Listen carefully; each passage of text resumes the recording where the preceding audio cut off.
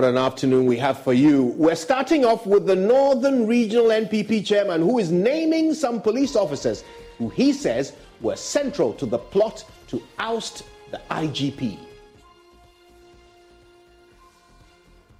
We have details of his first appearance before the parliamentary committee set up to investigate that matter. Also this afternoon, a landslide victory for Dr. Bawumia, but 6 persons are now in trouble for various acts which the party says violate their guidelines for the superdelegates vote. We'll interrogate this issue, which has resulted in their summoning. Now, government prepares to launch an agric program dubbed Planting for Food and Jobs Phase 2. What does it entail? Details shortly. This and more coming for you on The Pulse. It's a Youngson. The Pulse is brought to you by Global Communities Digilu. Affordable, safe sanitation for all. Follow us on Facebook, YouTube, and myjoyonline.com for these and more.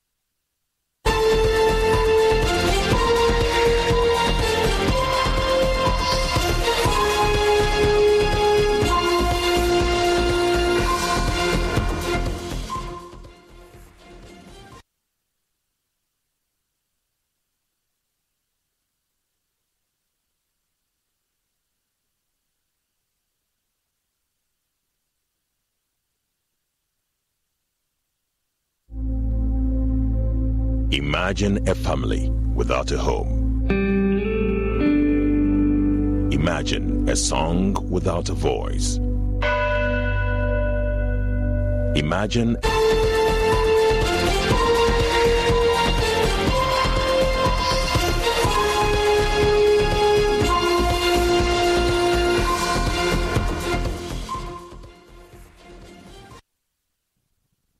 Right, let's get started. Now, it was a successful superdelegates vote which saw Vice President Dr. Mahmoud Bawumia sweep the vote with a landslide victory. In case you missed it, here's how things unfolded. All right, so all together, the Vice President, Dr. Mahmoud Bawumia, came up tops with 629 of the 955 odd votes available. Second was Kennedy Agyapong with 132 votes. In third place was Alan Chermanting with 95 of the votes available. And Dr. Owusu Ifriye Akoto came in fourth with 36 votes. Now, it got interesting for the fifth slot because the next 2 candidates or aspirants actually came in with equal numbers of votes, 9 votes each to Adainimo and Boachi Agyapong, which means there is now contention about which of those 2 takes the 5th slot. So the party is in the process of resolving the 5th, which ended in a tie. While all that is going on, they have been addressing concerns emerging from the vote. Alexander Afenyo-Markin has been speaking at a news conference not so long ago. Fraternity, the NPP, for the diverse role played by them in ensuring a successful election that took place 26th of August 2023. The Saturday elections we had.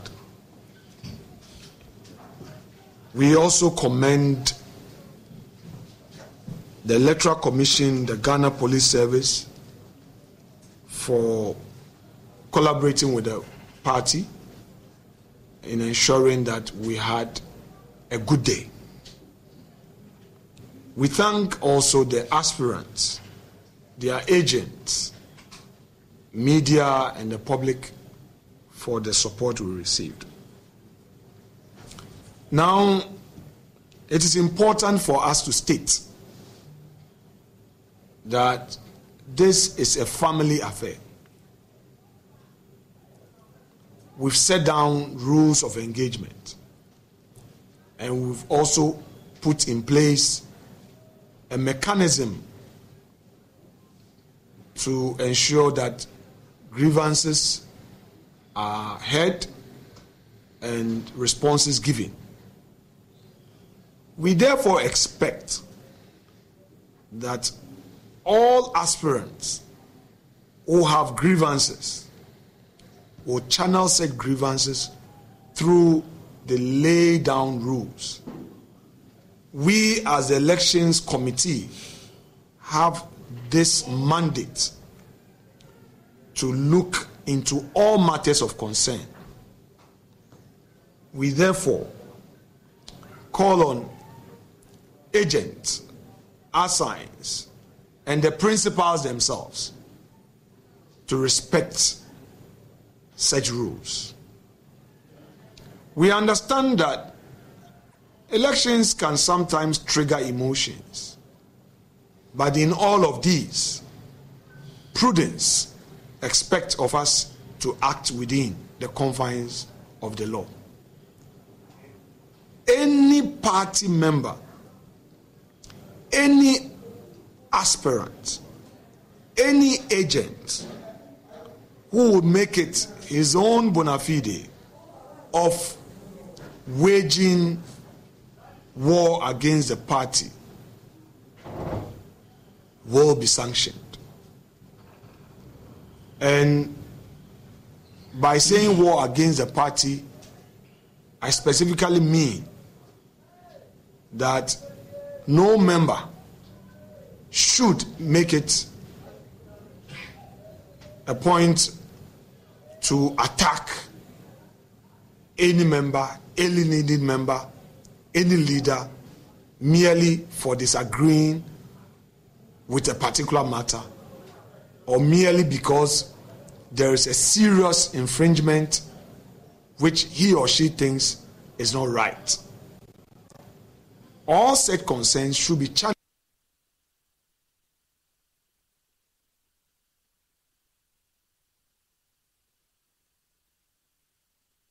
Now, of particular interest to many Ghanaians is the decision of the party to refer some 6 individuals to the disciplinary committee over some acts that the party deems were in breach of the guidelines of its constitution. So let's have a look. One of these people, Kennedy Agyapong.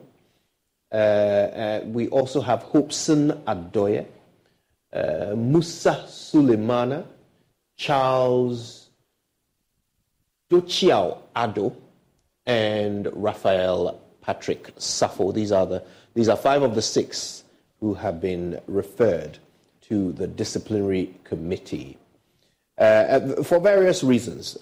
We have seen videos of Kennedy Agyapong speaking on the phone. We've seen videos of Hopeson Adorye speaking to the press. And all of these are connected to allegations made of malpractice. And so we will be bringing you a news conference this afternoon, details of which we will be sharing with you. But before we get to all of those, Nana Yaojima has a report capturing the reaction of one of the persons invited to the disciplinary committee hearing. We'll bring you that report shortly. But before that, we can hear now from Kennedy Agyapong.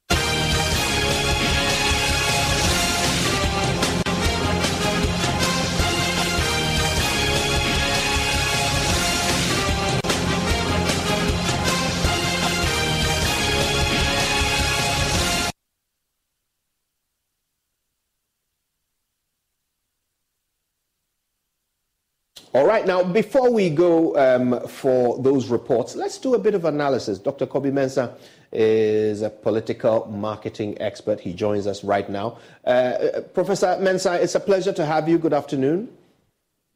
Thank you, and good to see you. Indeed. Thank you for having me.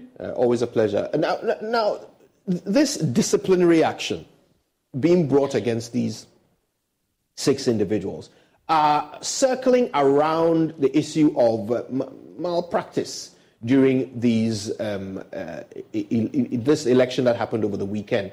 Let's walk through them one by one. In the case of Kennedy Agyapong, first of all, this is not the first time that Kennedy Agyapong has found himself, being queried for behavior. But what is your take in terms of the political impact of this on his campaign? Well, I think that prior to these elections, I mean the superdelegate election, when Kennedy had declared, his intention to run, many people were actually surprised because people felt that his pronouncements, people felt that his sometimes his discourses in the public domain were not, so to speak, presidential enough, and so they questioned his character. And so when this particular tape came out, of course, it sort of affirmed people's, thoughts that indeed his pronouncement, his temperament were not those that are actually deemed presidential. And so I think the implication is that, or the effect on his campaign is that, apart from his diehard support, and of course, apart from the NPP support, there are so many people who would actually question whether he indeed, qualifies to be a presidential candidate. So that's the implication of that. Now, in truth, if indeed Kennedy Agyapong is found to have breached the electoral regulations, that in some cases would be grounds for disqualification. Do you think the political party, bearing in mind the general belief that the party does have some sort of allegiance to establishment, do you believe that they will have the, shall I call it guts, to disqualify Kennedy Agyapong if he is found to have breached the regulations of this election? I actually doubt if they would disqualify him. In fact, any hard-handed, disciplinary, procedures that they would put him through would be or would have dire consequences, I suspect, especially given that he had proven, that indeed he's a force to reckon with.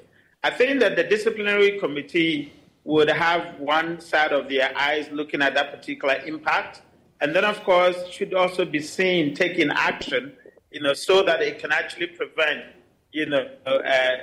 further, issues going forward into November.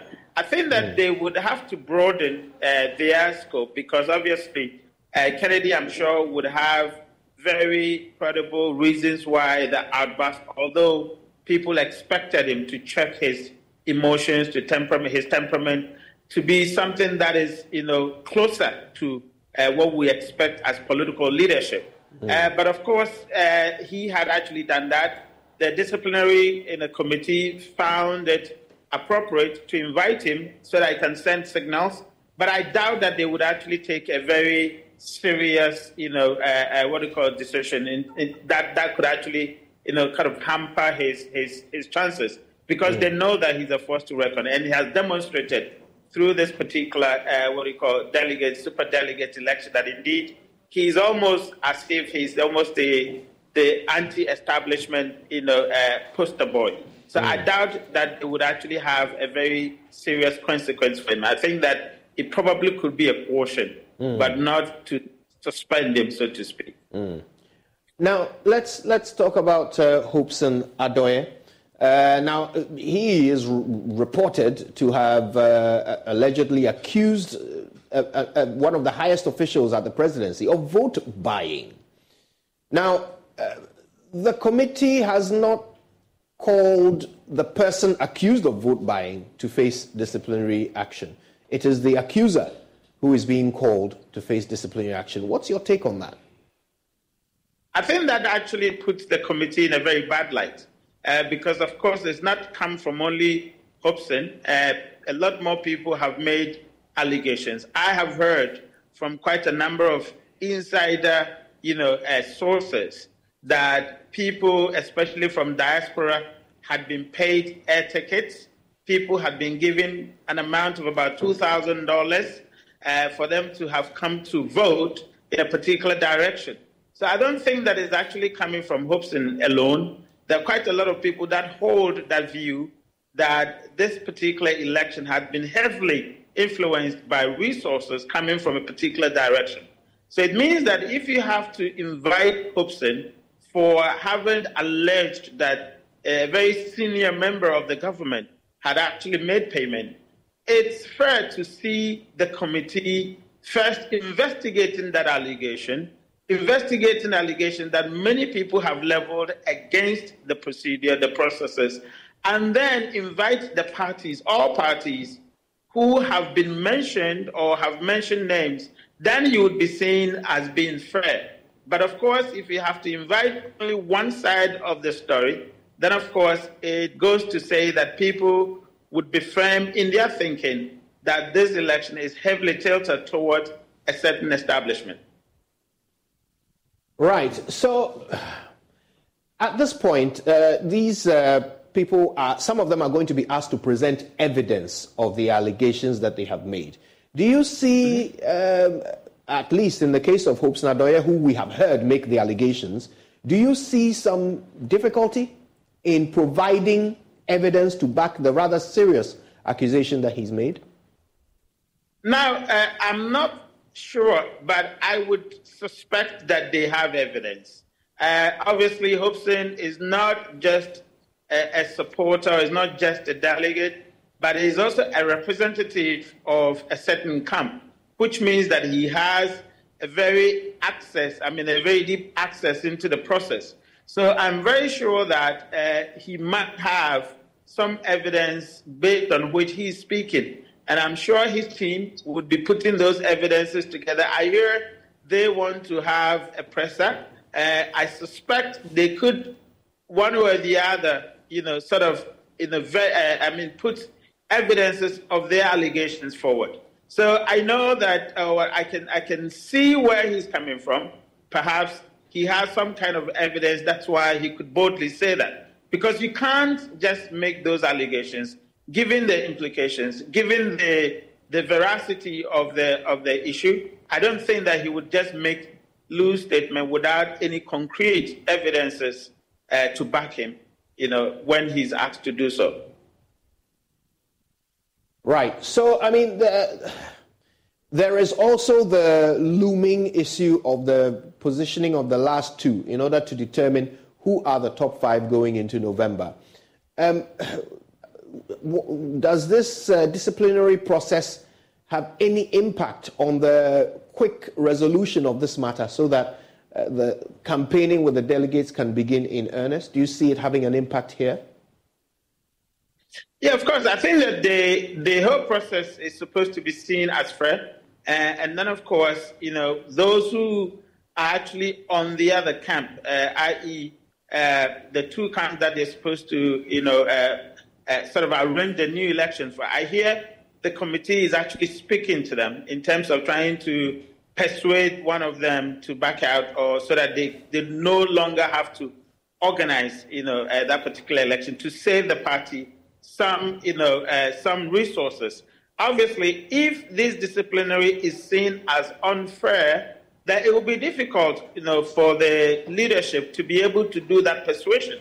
People will take very, political stands. They may not be ready to yield to any persuasions, coming from the leadership. And so, yes, the disciplinary procedure, if it's seen as unfair, it could actually have impact in terms of how or the extent to which the leadership can actually persuade individuals to play ball. Let me ask you about the general brand of the NPP following some of these activities that unfolded on Saturday. Now, bear in mind, this was a very limited exercise. Less than 1,000 of their delegates participated in this. But even that couldn't be completed without reports of violence, without reports of vote buying, and general malpractice in terms of showing ballots and all kinds of irregularities. What does this do to the reputation of the NPP as a party? Well, because I think that generally speaking, and we've made these points over and over again, especially in the regime of this particular government, the brand NPP had been in trouble. In fact, all the kinds of names, all the kinds of qualities that we used to describe brand NPP had been in tatters, over the period. I have actually been on record to having said that if you look at the NPP, that actually touted itself as a collective in terms of leadership. And so the word, we have the men. Since this particular regime, that name or that description had ceased to be, the case because it has shifted to personality dominant. So in the past, NDC used to be personality dominant. NDC had rather taken the collective character of the NPP. NPP had swapped positions to be personality dominant. Now, again, when you look at what we call due process, of course, that had been in tatters, especially since the time of Agyapong and Afoko's suspension. There were no concrete, evidences to back the reason why they were suspended. So right from then on, due process, as we used to know the NPP, had actually been in tatters. And of course, if you look at this process, this particular process, I have said that if they really needed to prune, the kind of numbers that they said, they could have used other administrative mechanisms to do that. Of course, the processes that they organized in terms of this, super delegate, clearly demonstrate that they wanted a certain outcome. Of course, for this super delegate to sort of influence the bigger picture in November. So yes, the NPP's brand, I can tell you, especially from those of us who actually analyze political parties, who actually do political analysis, a lot of us think that the brand NPP has actually been in trouble. But of course, it takes, the general public to also believe that, and I'm sure a lot more people have the same thinking as we do. Professor Kobi-Mensah, thank you for this. Now, we also have... Indeed. We also have Michael Bwedi, who is with the anti-graft body, Ghana Integrity Initiative, joining us right now. Mr. Bwedi, it's always a pleasure. Good afternoon to you. Now, everything that went wrong on Saturday was in one way or the other connected to vote buying, which is corruption. How do you take the party's response to these accusations made by some of their members about vote buying? Right. Michael, we can't quite hear you. I don't know if perhaps there's a need to unmute so that we can hear you clearly. So I'll ask the question again. If you can hear me, Michael, I'm saying that everything that went wrong over the weekend was related in one way or the other to vote buying, which is corruption. Yes, there you are, Michael. We can hear you now. Did you hear the question, or shall I repeat it? Right. So the question I'm asking is this. Everything that happened, that went wrong on Saturday, was related to vote buying, which is corruption. The party's response to this is to invite those who made the accusations, the accusers, to face the disciplinary hearing. What is your take on this? Is this sufficient action by the NPP?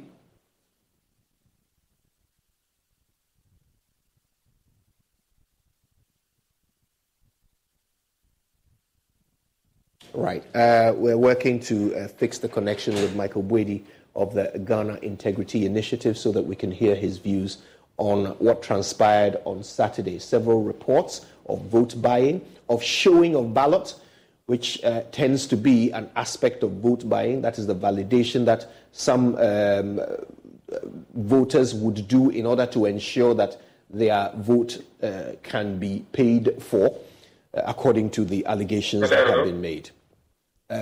Do we have Michael Boedi? Michael, can you hear me? Yes, I can hear you. Wonderful. Good afternoon. Good afternoon to you. It's a pleasure to have you. I wonder if you heard the question. I don't mind repeating it if you didn't. Oh, that would be great. I missed it. If you can repeat it, I'll be very grateful. And good afternoon to your listeners and viewers as well. Indeed. So, Michael, this is what I'm asking. Everything that went wrong on Saturday is related in one way or the other to vote buying, which is corruption.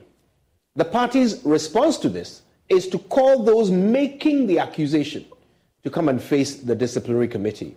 I'm asking whether, as a watchdog for anti-corruption, whether you think the party's actions are appropriate and sufficient. Well, based on the principle of he who alleges must prove it, I think that there's nothing wrong with asking those to appear before the disciplinary commission. It doesn't automatically translate into the fact that they are going to be disciplined. It probably could be that they are asking them to offer sufficient information for further investigation. That said, I think that some of the allegations that were also made require a lot more investigation. I mean, to allege that somebody is buying votes after the person has voted, or somebody is giving money to people after the person has already voted, I mean, it requires a lot more investigation than just taking it at its face value. Let us generally condemn vote buying as a very one. It's a moral wrong to the whole voting process. Two, it is wrong, and the criminal code talks of it speaks against it in no uncertain terms. So it is wrong. It is criminal. It violates the principle of free and fair election. That said, I think that those who allege it must help the process of investigation so that we can nip that in the bud. We are now doing the party primaries.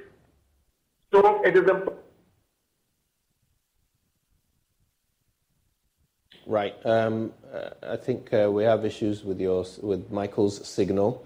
But we do have Yao Boabinga Samoa, who is a spokesperson for the Alan Tremantin campaign.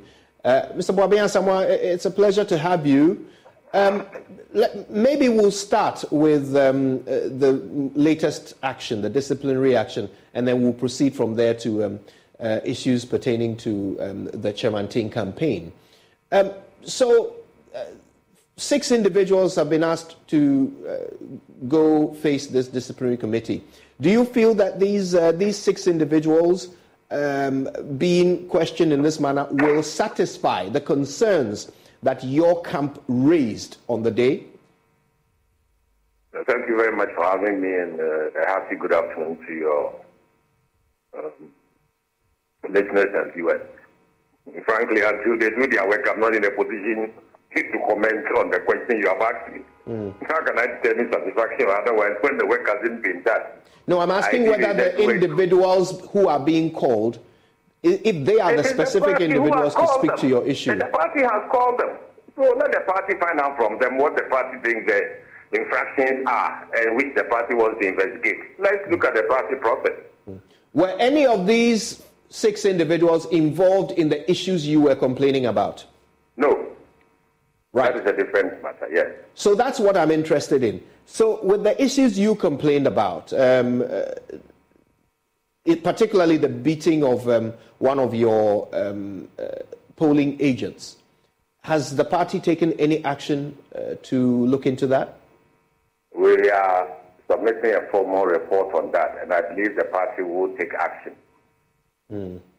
Now, I was speaking to a political marketer earlier who feels that for 955 of your delegates to engage in such a limited exercise and still have it fraught with, such issues, including violence, doesn't speak well for the brand NPP. How do you respond to that? It depends on what the party seeks to portray. And probably that's why they set up this process to question themselves. Because right from the beginning, the trust of the interventions that the aspirants were seeking was to ensure that we develop an environment free from intimidation and inducement.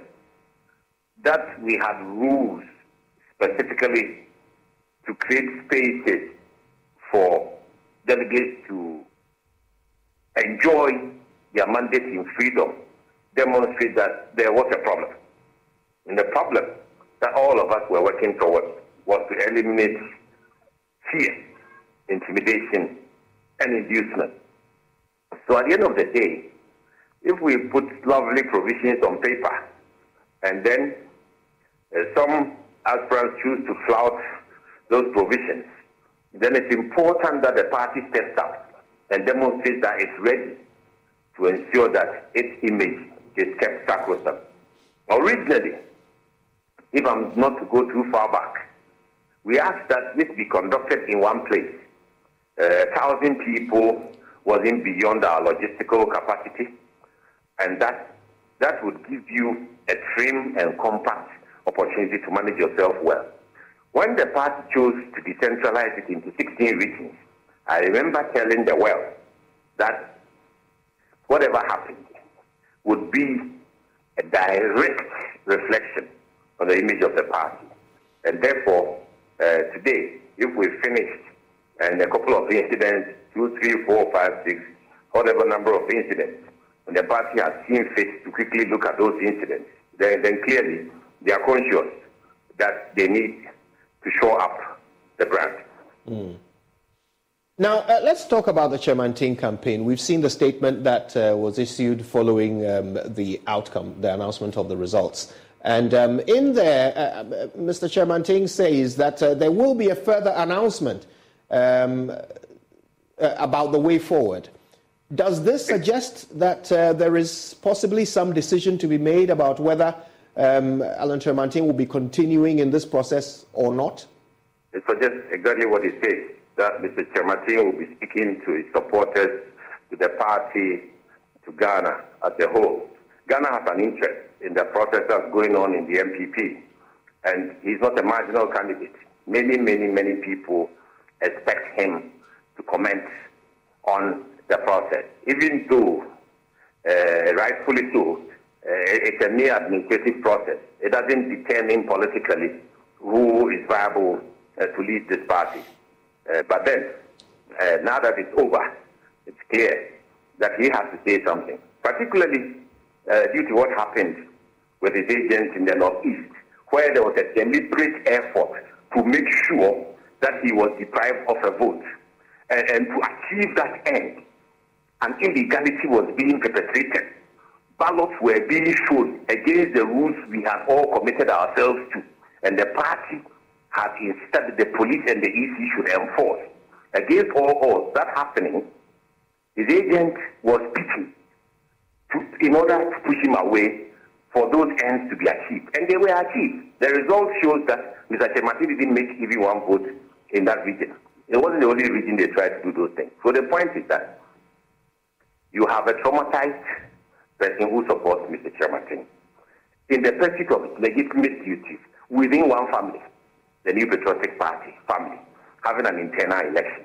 Somebody found it fit, somebody found it neat to traumatize a member of the party on its legitimate duty of protecting the interests of the party, because it was the party's rules he was enforcing. So I think Chairman Ting feels that he must say something, not only about this incident, but about the general conduct of the party and ourselves in participating in this process. However, he has also acknowledged how far God has worked and walked in his path ahead of him. He has acknowledged the work of the Elections Committee, and he has acknowledged the ladies and gentlemen who voted for him to be part of the fight, because this was a selection. This was not designed to look at placement or numbers achieved. It was a mere selection for 5. It wasn't a selection. It wouldn't be having a runoff between two people who got 9 votes each. So the purpose is to select 5 people. It's not about the placement or the percentages or the numbers who voted. So Mr. Chematin will speak to his supporters. He will speak to the party. He will speak to Ghana. Now, I hear you say that he will be speaking to give his views about these events that have occurred. But if I can quote the 5th paragraph of the statement, it says, the A4P campaign coordination team is currently analyzing the results of the special electoral college election, and in the course of this week, I will deliver a public broadcast on the way forward for my campaign. Exactly. This sounds to me like the question of whether or not he will continue in this process is being considered. Is that correct? Mr. Jansen, you are a journalist. That's your opinion from your reading. No, it's my question. My opinion from the reading and a part of the process is that Mr. Chematin will give a broadcast. You can't begin to presume what will be in the broadcast or the intent of the broadcast. That's why I'm asking. I can't presume. That's why I'm asking. I'm not in a position to tell you beforehand. The broadcast will happen. Very well. Now, you say that this exercise was not really to rank them in any particular order. It's not about the numbers. But let me ask you this in all fairness: if Alan Chematin had emerged with the most votes, would that not have been a significant detail? It was never going to happen that way. We all know it. It's not a day's event. An election is a process. And right from the beginning, all the talk. That's why I said the committee's focus was to try and provide a level playing field free from fear, intimidation, and inducement.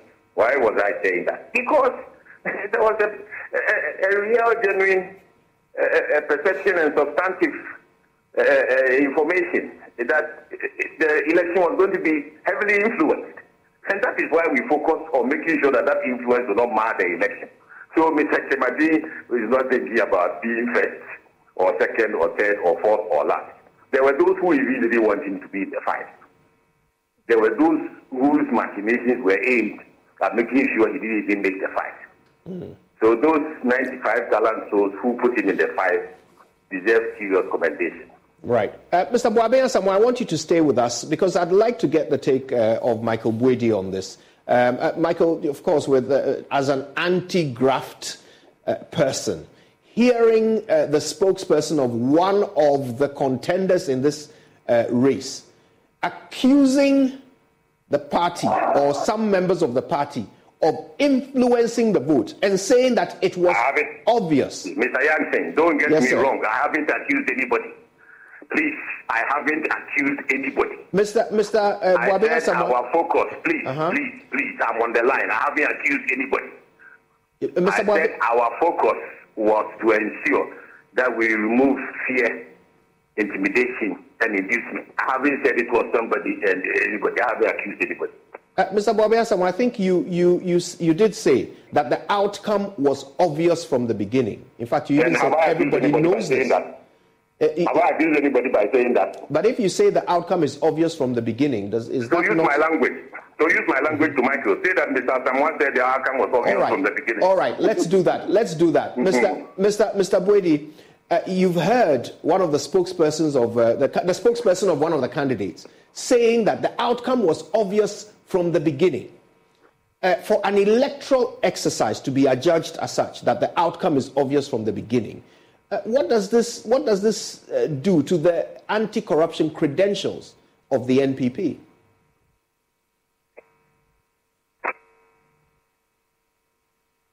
The sad part is, with all this process, is that the political parties hurt themselves, and then they turn around to cry. And sadly, their integrity deficit is escalated to affect the nation when we get into the national election.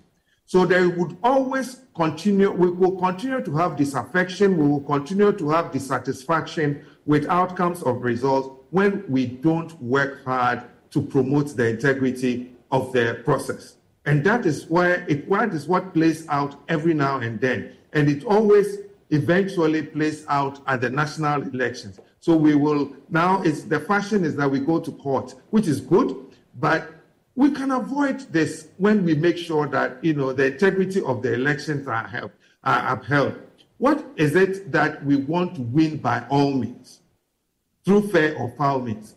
I think that the parties are not doing themselves a lot of joy, a lot of good, and they are not doing the nations a lot of good. And so we must begin to learn lessons from there. Today, it is the electoral primaries of the internal election. Next year, it will be the national elections. Are we not seeing this mirroring itself at the national level? It always plays out. It always starts at the internal primaries and plays out at the national level. Sadly, innocent people lose their lives. Innocent people get maimed. How long are we going to continue with this? It's a question the political actors must ask themselves. And most people who are observers have their hearts bleeding, because when we hear these things, I mean, you are only electing or selecting 5 candidates to go for, and then to start the process of selecting your candidate. How difficult is it to promote integrity, to ensure, to tell the ordinary Ghanaians that we have learned something in the past, but here again, you do things and then the things will come back and hurt you? Well, as for us, we can only observe them and watch. If it works well for them, fine. But we hope and pray that it doesn't cascade to the national level, so where innocent lives will be lost. There are some who would argue that these things happen, unavoidable. You're dealing with a large number of people. Somebody is going to misbehave. The party's response is to bring in the disciplinary committee. Does that mitigate the damage to their, credentials as a party that is not corrupt? Well, there are two things. There are two reasons why we can speculate 2 reasons. One, it could either be that by voicing it out, you are soiling the image of the party. That's speculative. And it could also be that genuinely the party want to crack the whip and make sure that the right things are done. And therefore, those who are alleging are being called to prove their allegations, so that more disciplinary action or firmer action can be taken to forestall the occurrence. Whatever the reasons are, well, what anti-corruption agencies should call for, or we are calling for, is that let the transparency of the process, let there be transparency in the process, so that at least the true integrity of the system will be promoted and would be seen to be promoted. Mr. Boabia Samoa, let me ask you directly. To your understanding, was there vote buying and influencing on Saturday? To answer that. I'm sorry, can you say that again, please? I am not in a position to answer that. Well, the member of your team who got beaten, according to your report, he got beaten because he raised the alarm when someone attempted to show their ballot. Yes. That is fact. He showed the ballot. That is a fact. Okay. So when you say vote buying, he's showing the ballot. It is against the rules. Right. And he was assaulted for enforcing the rules. Mm. There were a number of reports of people showing ballots. Yes. And the suggestion was that this is being done in order to prove that they voted one way or the other and justify some reward. Is that your assessment? Really, for whoever those people were doing it on behalf of, it ruins whatever they believe they were seeking to achieve or have achieved. Right. So I mean, I guess what I'm trying to find out from you is this: if you believe that the outcome was obvious from the beginning, if you believe that some people were showing their ballots, then is it the position of the Chairmantin campaign for which you speak that there was influencing, unlawful, illegal influencing going on Saturday? It's not Saturday. I'm saying it's not an event which only started on Saturday. Right. I have told you that it is a process, and in that process, the Presidential Elections Committee, sitting in committee with aspirant representatives, the police, and the EC, brought out guidelines that were designed to stem intimidation, fear, and inducement. And that, if that was not a real factor, the concentration of the committee would not have been on crafting guidelines to ensure that every voter has freedom of conscience. So if you go back to the guidelines, we said, first of all, that no active government official, appointee, ministerial down to the last appointee, was going to be an agent, because we didn't want any voter feeling intimidated by the presence of a powerful person. We also said that no devices capable of taking pictures were to be taken into the room. The police were to scan everybody, which meant that if you intended to take a picture to show anybody, you were disabled from doing so, and that meant that that person inducing you or intimidating you to take a picture would be deprived of that opportunity. So you were free to take your own decision in the ballot box. The protocols we added on the 24th of August, re-emphasized it and said that anybody who, in lieu of taking a picture, showed a ballot paper would lose that paper. The paper would be rejected and would not be put in the box. So all these guidelines were preempting the opportunity for intimidation, fear, and inducement. They were on paper.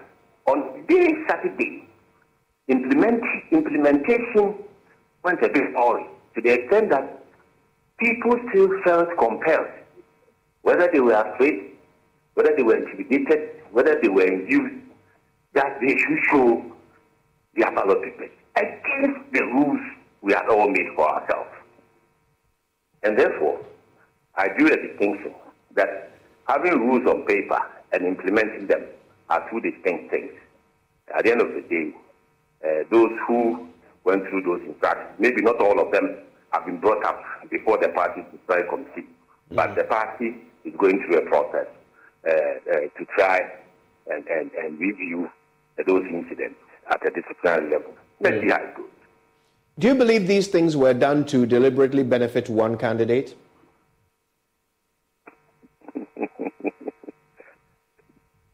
We didn't do it.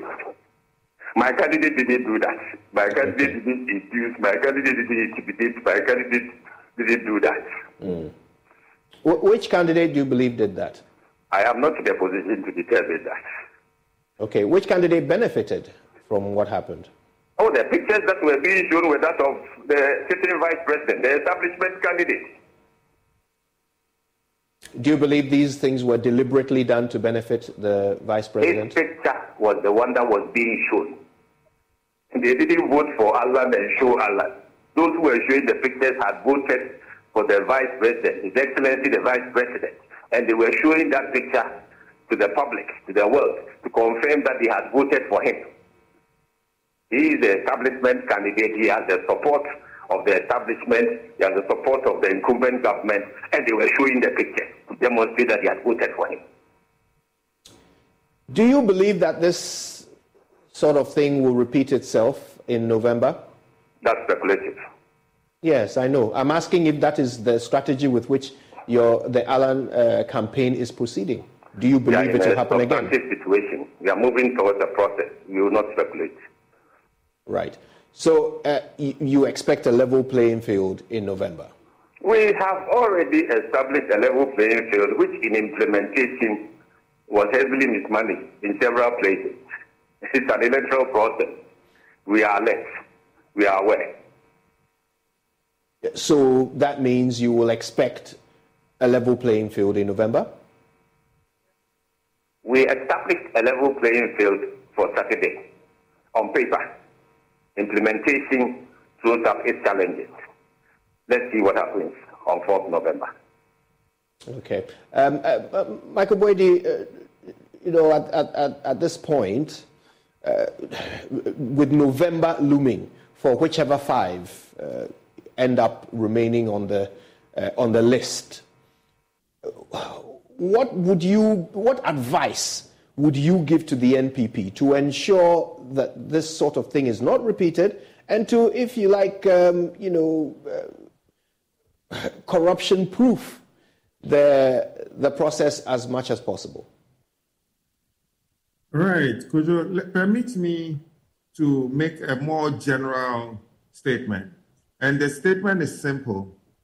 I mean, the seriousness of our country to fight corruption will be exhibited or will be shown in the type of candidates we select to lead the political parties. That is number one.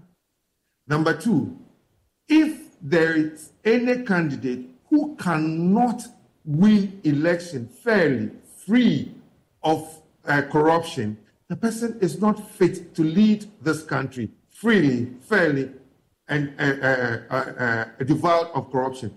Your moral integrity or your moral capacity to fight corruption is weakened through the process of your election. And therefore, you cannot appropriate and reprobate at the same time. You cannot say that you want to fight corruption when elected, when your process of election is tainted with corruption. Thank you. Thank you. I'd love the last word from you. And this is about, in particular, Hopeson Adorye, who I'm sure you've seen the videos of him making certain rather strong accusations of vote buying against very senior members of the presidency. But in that same video, he's heard saying that everybody paid, just that some people paid a lot more. Is that a statement that you identify with? Political operative in this country. He has capacity to observe and make conclusions for himself. He is also not a stranger to the media scene. I think he will acquit himself well before the disciplinary committee. Right. So you do align yourself with the claim that he made? Mr. Adorye is a senior member of this party. He is, and in fact, he was the agent for the Alan Chemartin campaign at the party headquarters polling station. In his own capacity, he has ability to observe. He's been part of this party for years, and he is not a stranger to the media team. I believe he will acquit himself very well before the disciplinary committee. Right. Is it not a concern for your campaign that he actually alleges that your campaign also paid delegates? Mr. Adorye will acquit himself very well before the disciplinary committee.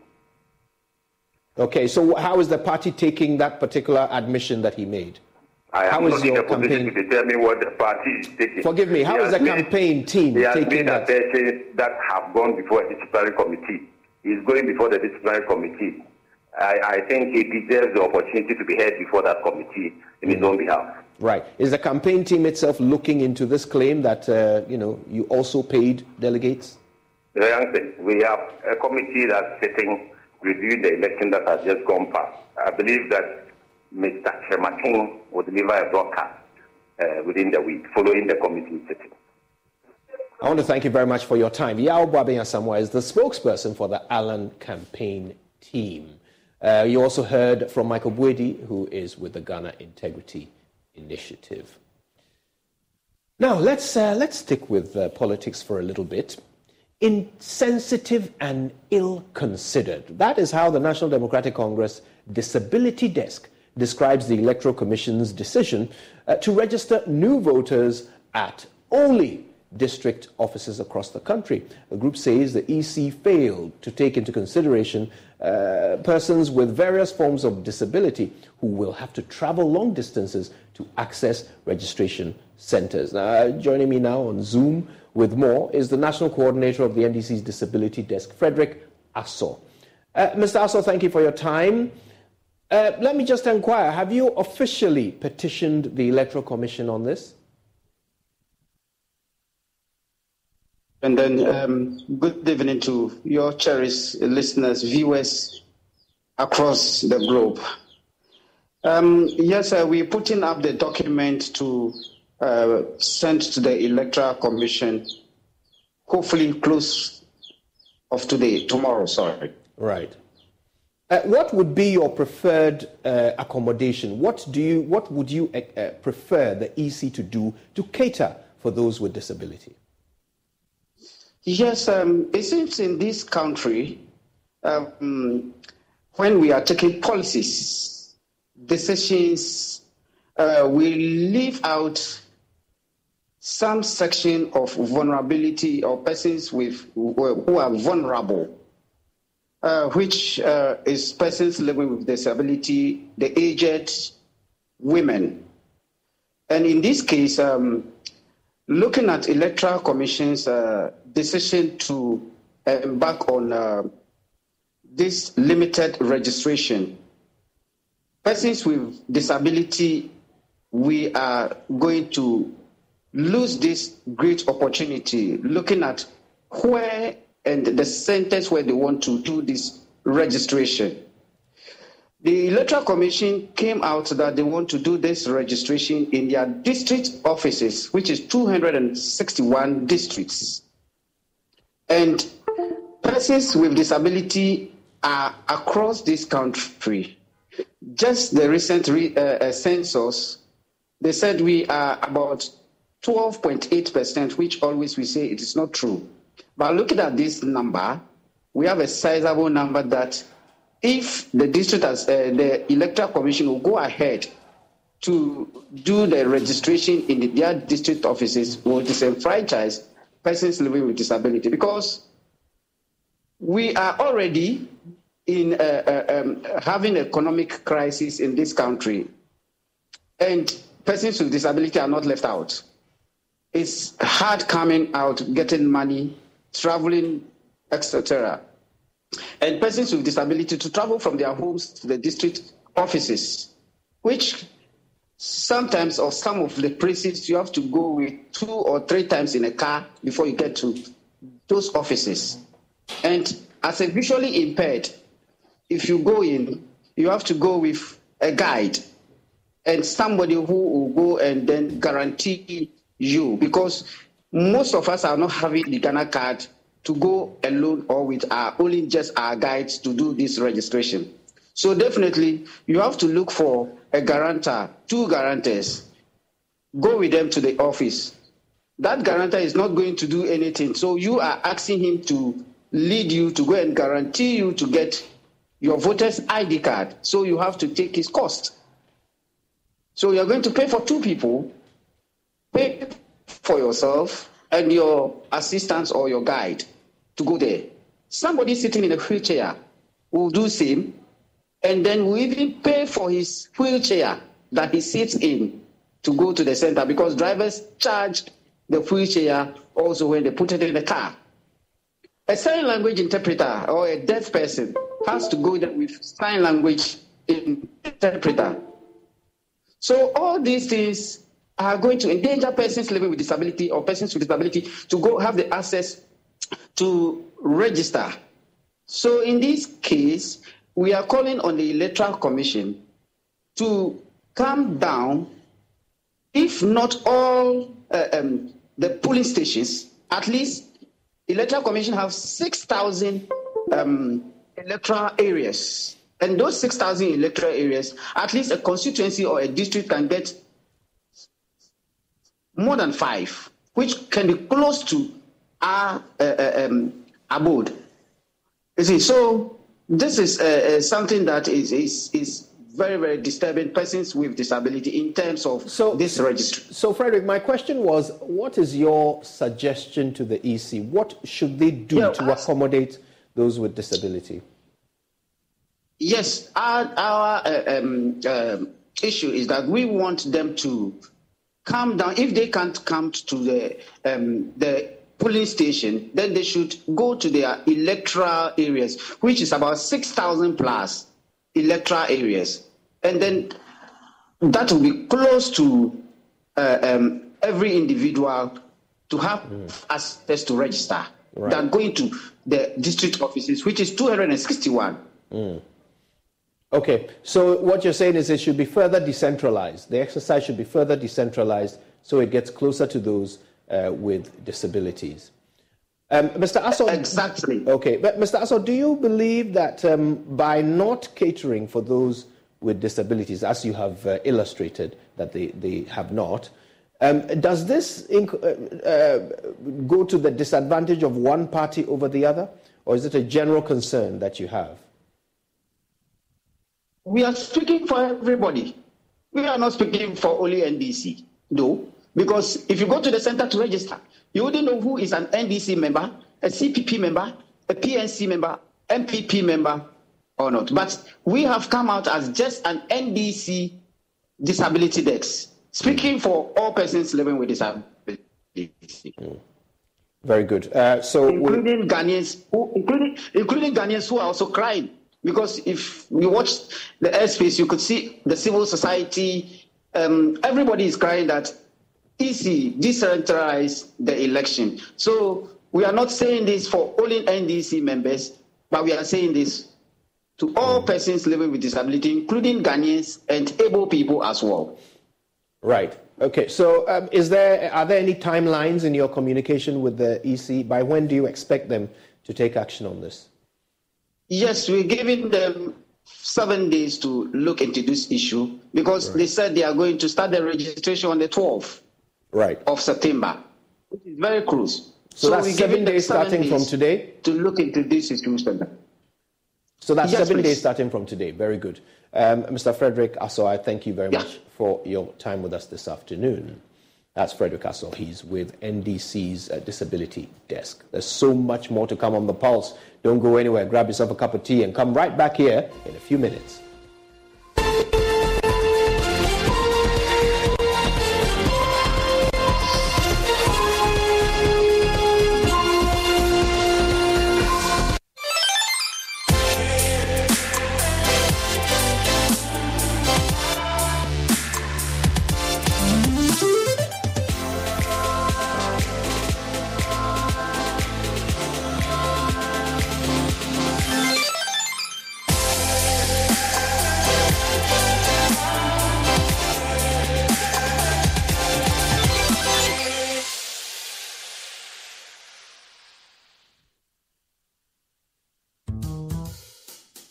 Smile, Look lively, okay? Smile, smile.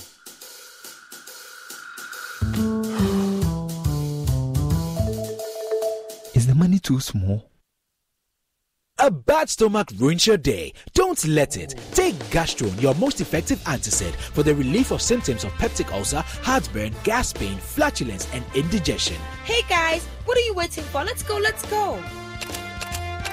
Mwah. Can you bring down the smiles more? Gastron, effective relief from stomach discomfort. Manufactured and distributed by NS Chemist Limited. This advertisement has been vetted and approved by the FDA. Daddy,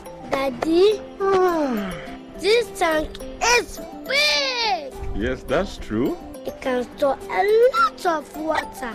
That's so true. Wow, it has a working tortoise on it. That's so true. I can see SINTEX. Syntax. That is so true, my daughter. When it falls down, it will spoil. That's not true. But why? Hey! Syntex was the first to introduce double-layer tanks in Ghana. Syntex again was the first to introduce white inner layers in Ghana. Syntex gives you the biggest warranty, 7 years. No matter your water needs, Syntex is the answer. Syntex tank. Are you strong? Are you tough?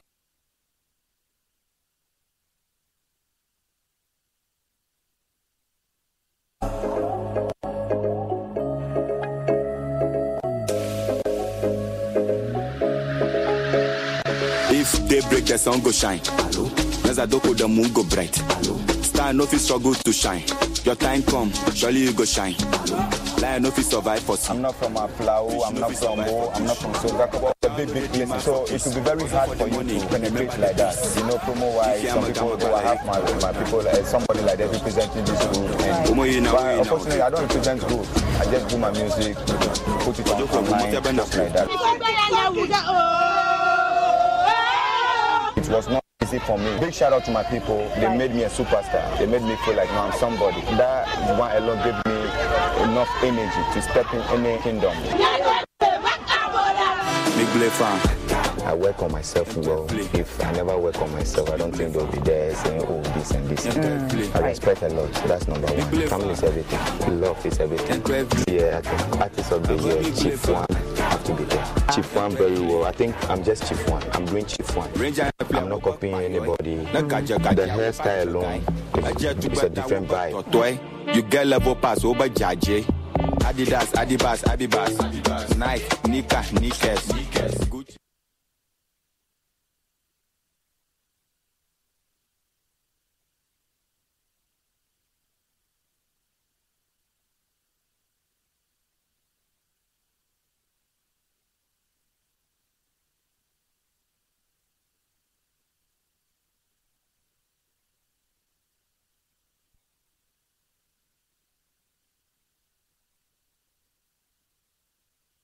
From farm to plate, do you really know what you're eating?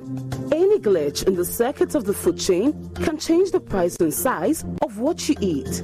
Technology has totally changed the face of farming, but how is Ghana plugging in? Join Emma Davis and Prince Appiah on the food chain as they project startups in the agri sector, highlight the gains and plight of industry players, while engaging the experts for more insights in agri-related issues.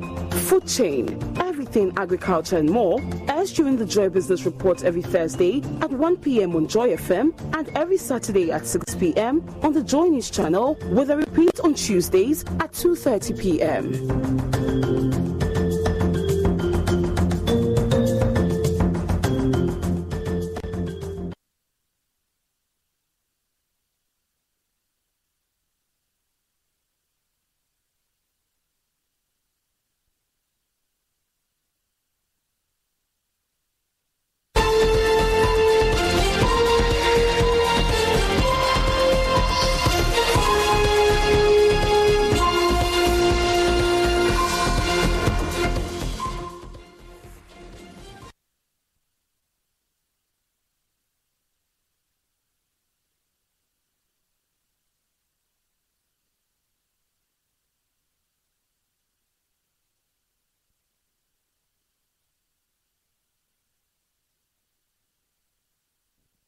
You're welcome back. Now, one of the flagship programs of the current administration is Planting for Food and Jobs. It's one of the most popular programs, but has suffered several setbacks, such as fertilizer supply, challenges among others. Now, there's a new man at the helm at the Agric Ministry, and this morning he led the launch of the refreshed, rejuvenated program, Planting for Food and Jobs 2. It was launched in the northern region, capital, Tamale, and we will be getting some images from there. But in the meantime, let's try and understand this better. Kujo braces with our Agric desk. He joins me now. Kujo, so Planting for Food and Jobs 2. How is it evolved from Planting for Food and Jobs 1? For every policy, once you are implementing it, you will see the challenges in it and how to correct it. I think that's what they've seen. They've seen that there are some teething problems with the policy, and they need to correct it. So, one major thing with it is that the Planting for Food and Jobs 1, government was given monies to, input suppliers and the stakeholders to ensure that the thing goes on. This time, government says, well, it's not sustainable. That in the past year, we spent, I think it was 3 billion. What is there to show? So now, they've changed it, and now allowing the financial institutions to come in to help. So what government is going to do is to give guarantees to the banks that, okay, this is an input supplier, Kojo. We guarantee that whatever you give him, we will help him pay back. Right. So the banks will give that loans to the input suppliers, the input suppliers will give their input, so seeds, fertilizers, insecticides, what have you, to the people, we call them aggregators. The aggregators would have agreement with the farmers that, okay, Kojo Yankson, I'm going to give you all of the things you need to farm, including the provision of mechanization, so irrigation, the tractors and what have you to prepare your land. I'll provide them. When you are done and you harvest your crops, I'll come for the equivalent of the money I spend on your production in kind. So I don't want you to give me money, but I want you to give me produce. So when they take the produce, the aggregators take the produce, they will then also take it to the warehouse. The warehouse will be certified by the Ghana Ghana Standards Authority, the Food and Drugs Authority. And then from the warehouse, the off-takers. So for the off-takers we have, they will put the thing on the screen so that viewers can also see it. So for off-takers, we have the National Buffer Stock, NAFCO. We have the breweries, we have, the companies that need the produce. So if it's maize, the companies that need them will come for them. Now, when they come for the produce, so that's how it is. The input supplier will supply to the aggregator. The aggregator supplies it to the farmer produce, and the aggregator will go for in-kind, so produce. And then the aggregator will take it to the warehouse, and then the off-takers will come for them. And the off-takers have 24 hours to make payments into the bank account. So they are working with some financial institutions. And when they make it, then the banks will also pay the input supplier. The aggregator will get percentage of whatever it brings in. So the bank will pay that, and then they pay the mechanization stuff. Right. So that's how the whole value chain has been created here. Now, you said in there that the aggregators are now going to take responsibility for providing things like irrigation and mechanization. What does this say for some of the peripheral government initiatives like One Village, One Dam? So, if it's going to be provided by the Ghana Irrigation Development Authority, they also charge for the services rendered. These services will be paid for by the aggregator, not the farmer. Right. So as a farmer, all you need is your land.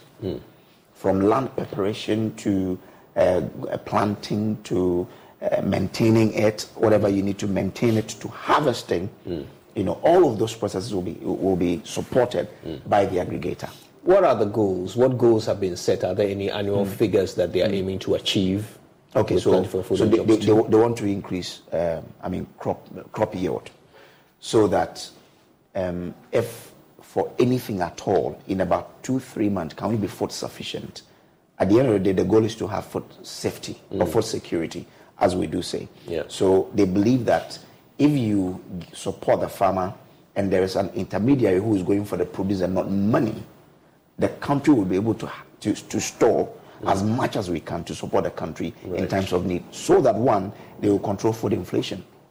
Well, it's something they are looking forward to. They think that the food inflation has been quite terrible in the past, and that if they use this model, they can keep that under control, make food available for all of us to eat, and to ensure that people can go into farming more. Now, you don't have to be scared about what capital will you need to go into farming. All you need is to have access to a land.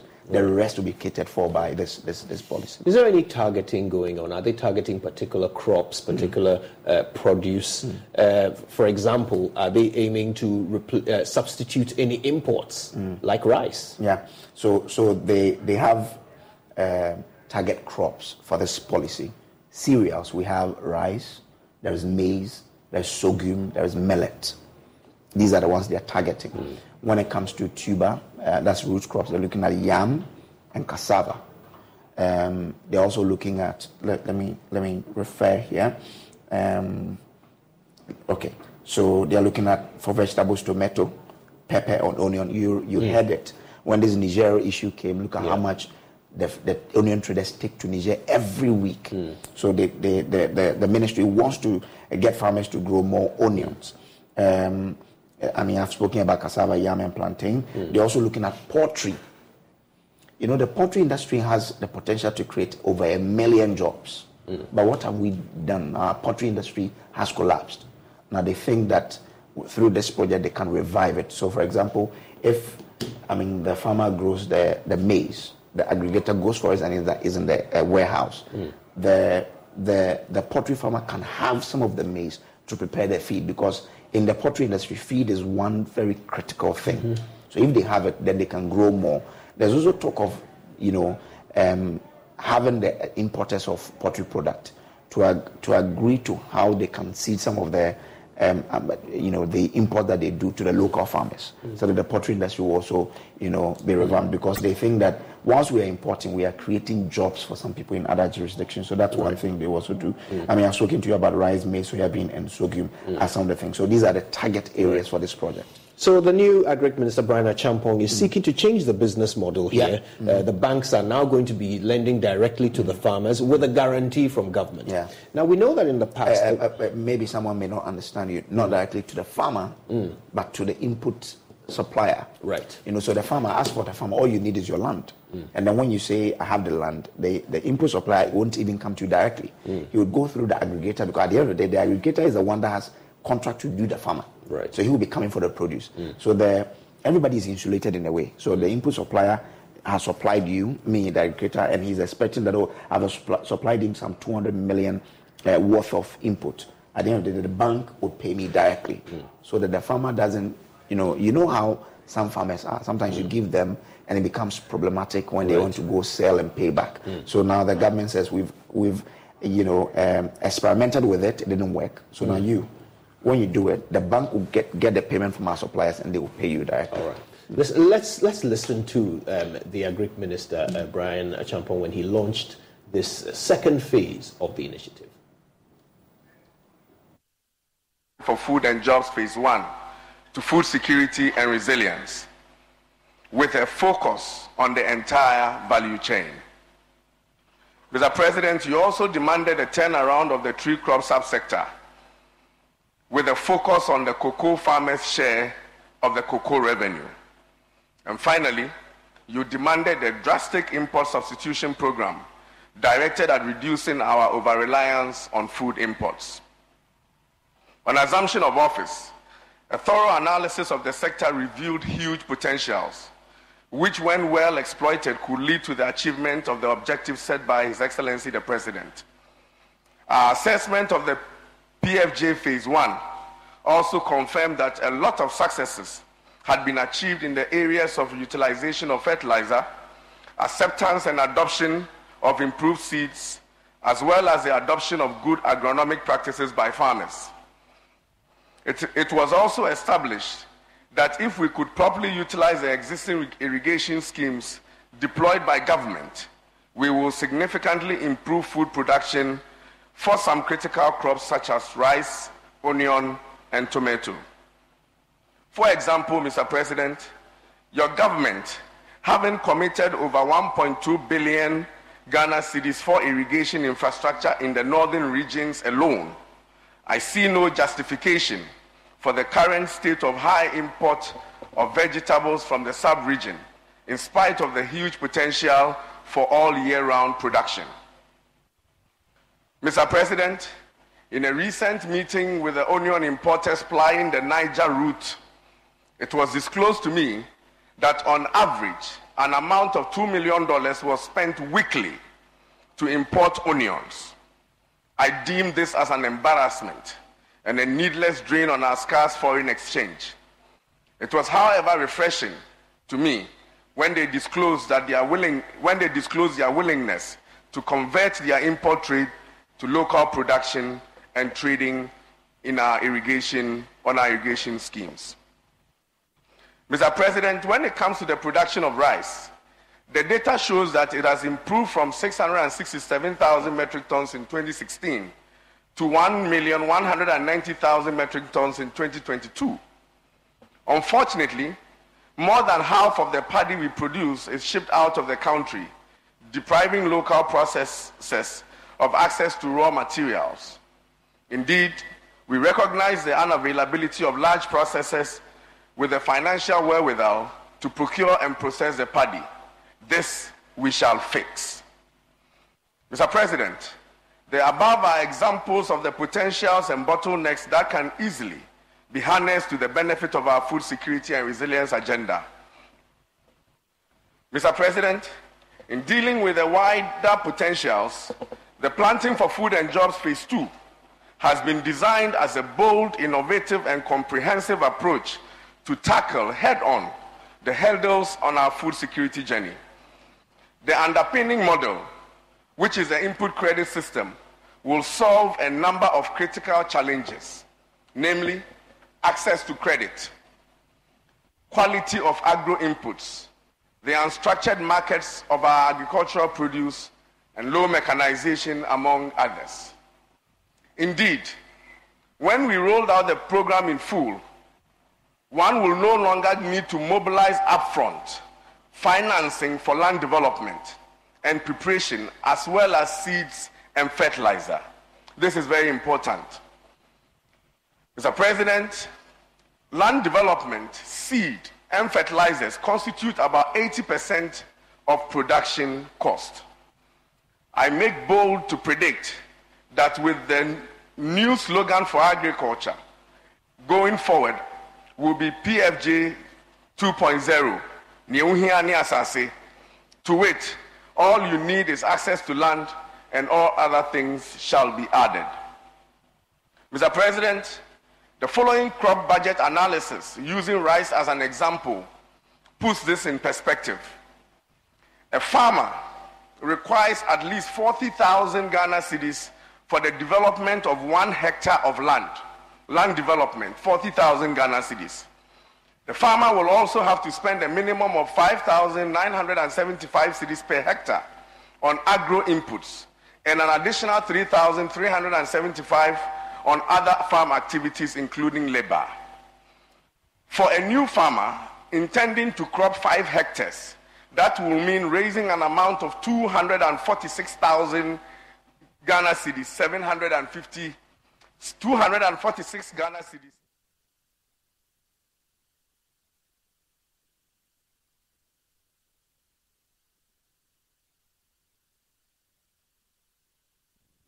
Right, so that was Brian Agyapong. He's the Agric Minister, launching PFJ 2.0.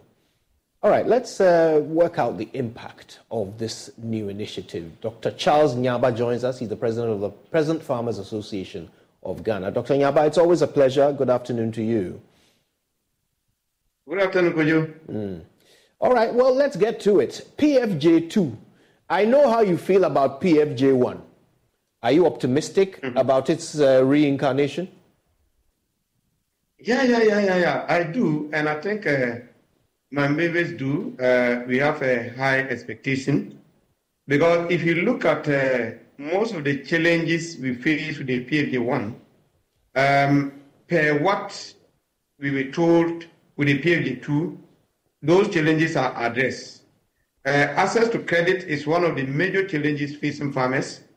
Now, you look at the PFJ 1, the concentration was only supplying farmers with subsidized fertilizer and seed. And subsidized component was even negligible. It was not actually making much difference between the market price and that of the subsidized price. Now, the other challenge we face with the PFJ 1 has to do with quality of fertilizer and seeds that were supplied under the PFJ 1. Most of the contractors that were engaged under the PFJ 1, they were just supplying anything. After all, whether farmers take it or not, they also get payment from Ministry of Finance. So it was a serious challenge, and some of us submitted recommendation to this minister and recommended that the PFJ 1 should actually be reviewed. Land development is one area that is discouraging youth and women from going into new farming because, just like the minister mentioned, per my own engagement with land developers. To develop an acre, you need not less than 10,000 to do just 1 acre. So if you're a new farmer who don't have anything and you don't have access to credit, how are you going to develop 5 acres of land to be able to farm? Now that will be catered for. So for us, we are highly optimistic, and then we just hope that as he read, and then what we've seen in the document, when it comes to the implementation, it shouldn't deviate from that. Right. Well, so what you have are expectations that this time around things will go differently. But do you see any lessons learned in Planting for Food and Jobs 2 from the errors of PFJ 1? Do you see evidence that lessons have been learned? Yeah, I think so. When the PFJ1 started in 2017, it was smoothly implemented. Along the line, there were people who were not real farmers. They hijacked the whole process. So it was like whom you know, that you get contract to supply either seeds or fertilizer under the PFJ1. So if you look at the engagement that the current minister and his team are doing, I suspect that lessons have been learned. Because people who are not even belonging to the ruling government were engaged, were consulted. Real farmers who matters were consulted whether they belong to NPP party or not. And then if you look at the way it's open to allow farmers to select the kind of service provider that they want, that they feel that those service providers provide quality inputs, I think lessons are also learned. Because it was very clear under the PFJ1, people were supplying inputs because they have favorites among those who are giving contracts. Contract sums were inflated, quality inputs were supplied, and no query. Farmers complained to the authorities that matter, and nothing happened. So to me, the beginning looks good, and I think that a lot of lessons from PFJ1 have been incorporated in the PFJ2. We will only wait patiently to see the implementation, whether we are able to continue that the implementation is done. And if that is done, I tell you, most of the challenges that are enumerated in the PFJ2 are what farmers are looking for solutions for. So if those things are done, I'm sure we'll be able to increase our yields. Right. So do you have any targets? I mean, having heard what is available now as peasant farmers, do you have any targets, percentages by which you expect yield can increase? Yeah. So if you look at if you take 2022, for instance, the yields were very bad. And it's bad because of increase in cost of production, supply of poor quality inputs to many farmers. In fact, farmers actually became demoralized, and it contributed to low supply of food, leading to food price inflation. So it will be very difficult for me to predict at the moment without doing any modeling to conclude that yields will increase by 20% or 30%, because yields increase depends on a number of factors. Inputs is one, which is within our control, but about 80% of our production is rain-fed. So even if all these factors are favorable or they are made available to the farmer, and the raining pattern is not favorable, it can also impact on the yields. Until we are able to incorporate irrigation scheme. With irrigation, I'm able to tell that if I do 1 hectare, I'll be able to get 40 multi-bags of rice. But with rain-fed, if the rain doesn't favor you, you can do everything, and then you may not still get up to the potential yields. So for now, I don't think it will be right for me to conclude on prediction, but I think we are likely to see improvement in our yields compared to PFJ1. Right. I want to say a big thank you to you, Dr. Charles Nyaba, President of the Peasant Farmers Association. Now let's talk about something colorful. It was a week-long festival that featured a meditative procession through the streets of Osu, the screening of movies, the display of artwork, drama, and more. The climax of the 2023 edition of the Chale Wote Street Arts Festival was at the weekend, as thousands of Ghanaians trooped to the Black Star Square in Osu to participate in West Africa's biggest celebration of arts and culture. Maxwell Agbagba was there. Here's his report.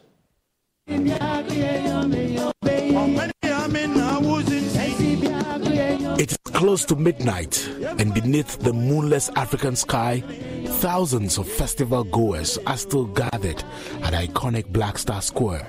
The intoxicating rhythms of Amanziba Nadbru's high life music fill the air.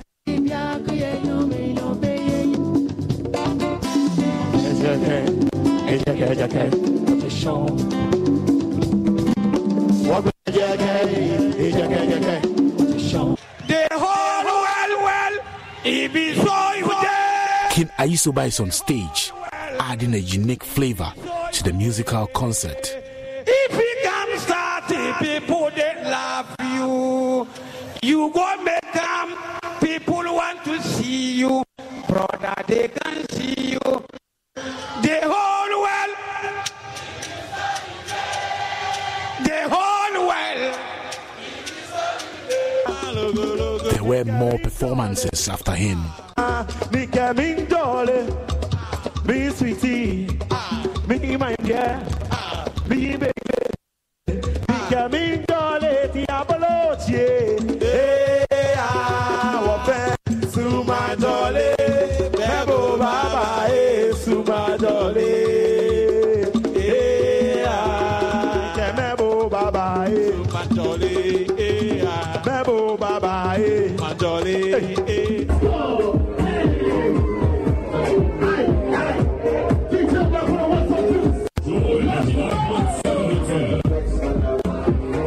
And the festivities continue. Less than 100 meters away, Joy FM's DJ Black is on the turntables, treating patrons to some good music. Hosting alongside him is Lexus Bill. The two electrify the crowd.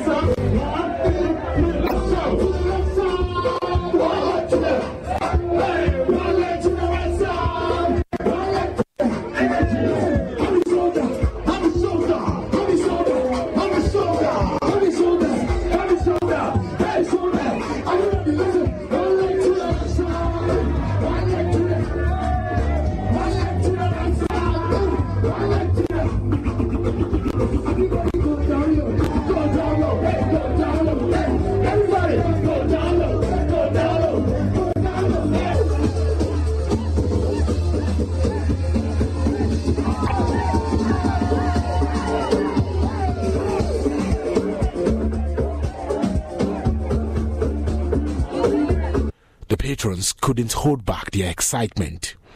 Earlier in the day, the streets of Osu came alive as various artists had the opportunity to showcase their talents. The Black Star Square was a canvas of creativity, with vendors selling African artifacts witnessing booming sales. One of the artists expressed how the Chaliwote Festival is a platform that amplifies local talent. On the clients. So the foreigners mostly they do understand artworks much. So when I'm selling this artwork for a foreigner, maybe it will be like $6,000. $6,000? Yeah. But for a Ghanaian or for a Ghanaian, that would be like 30,000 Ghana cedi. Yeah. The Chaliwote Festival has become the big magnet attracting people from all walks of life here to the Osu Castle Gardens and also to the Black Star Square. People from politics, media, medicine, and all that you can think of. It is a festival. What should we do with the broke propeller? What should we do with the broke propeller? Don't look at me, I wasn't driving. Thank you, you're not helping. I don't even know why you bought this boat. You told me that you loved this boat. That was before you wrecked the boat. Well, now you've made it awkward. Accidents don't just happen in sea shanties, so Progressive Boat Insurance has you covered. Take as little as 4 minutes to see what you can save at Progressive.com. Progressive Casualty Insurance Company and affiliates, covered subject to policy terms and not available for all boats or in all situations. Festival of arts, culture, and entertainment, plus everything African. I'm excited to have with me here a Member of Parliament for Koliklote, Senator Agyapong Rawlings. But this means a lot because this is certainly one way of reviving the activity, not just here but in Osu. Yeah. You know, Osu is a very old town with a lot of history, and this creates an opportunity where art, where storytelling meets the current generation and helps them to marry what they know about their various family histories to what we're doing now. So when people come to Ghana on their pilgrimage back home, as they retrace their ancestry, and they come to the Chaliwote Festival, for example, and they come here to the castle and they go to the various old houses in Osu, or they go to the Black Star Square, there's a story story that they can weave in with what they know that enriches the narrative more than what it's already been. The Ghana Tourism Authority predicts that in 2023, over 1 million tourists will visit Ghana, and the Chalewote Street Art Festival is playing a significant role in achieving that goal. Tourists from around the world have fallen in love with Chalewote and the warm hospitality of Ghana. Yeah. Seeing that lively environment that we're expecting to find, so let's see. Yeah. So you're going to be here till evening, I'm sure. Yeah, we will, yeah. We will. We'll see the live music and all that. Yeah. How long have you been in Ghana? 1 month. Oh, 1 month. What about you? 2 months. 2 months. Okay, great. Tell me, what do you love about Ghana? The people, the French people, and the very good food. And what kind of food? What's your favorite Ghanaian food? Fufu. Oh, you love fufu. And red. Where are you from? Which country? France. And I'm from Germany. Okay. Tell me, how long have you been in Ghana, though? It's been 5 weeks now. 5 weeks? Yeah. In Ghana, okay. 5 weeks too? 4 weeks. 4 weeks. Oh, okay, great. Tell me, what do you make of the Chalewote Festival? What we think about? Yeah. It's really colorful. It's really nice. Yeah, local fabrics are really beautiful. Yeah, I think so. But the painting, I think I prefer the painting. Okay. Yeah, all the paintings. All the paintings. Yeah. Okay. Okay. And you? What about you? Oh, I don't know. I think I like everything.